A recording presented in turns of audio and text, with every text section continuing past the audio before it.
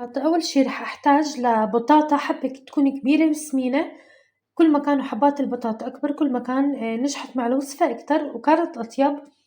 أساسها بطاطا، طبعًا أنا ما باقشرها بس باغسلها كتير منيح لإنه رح أشويها بالشتا. هلأ الحشوات انتو فيكن تحطوا اللي بدكن إياه، هاي الأكل اختياري ما في إشي محدد، شو ما حبيتوا تحطوا بتقدروا تحطوا. أنا رح أحط مخلل خيار، بصل أخضر، زيتون أخضر وأسود شرائح، وشوية فليفلة حدة. عندي هون نقانق مبشورة، فيكن تستخدموا مرتديلا، سلامي، دجاج، أي شي. وعندي جزر مبروش، وعندي هون ذرة مسلوقة شوي بالمي مع شوية ملح، وعندي هون صوص ذرة مع جبنة هلأ رح أحكيلكم كيف عملته. وعندي كمان فاصوليا حمرا وشوية شيبس.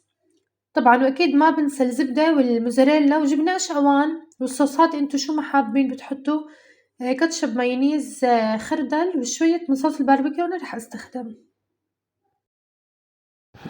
هون حطيت شوية ذرة على النار، وبعد ما انسلقت عندي تمام حطيت عليها رشة ملح ومعلقة صغيرة من الزبدة ومعلقة كبيرة من الموزاريلا وحبة أي نوع بدكم إياه، كيري أو حليب أو أي شي.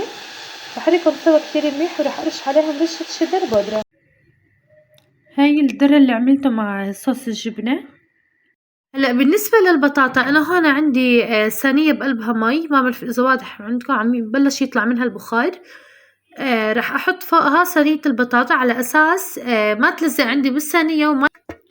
أنا هون البطاطا ما دهنت شي ولا رح أغلفها بالقصدير، اللهم بس حطيتها بصينية تيفال على أساس كمان تساعدني إنه ما تلزق. وحطيت رح أحطها فوق الصينية اللي بقلبها مي. صارت عندي تمام، أخدت تقريبا ساعة وربع بقلب الفرن على نار حامية.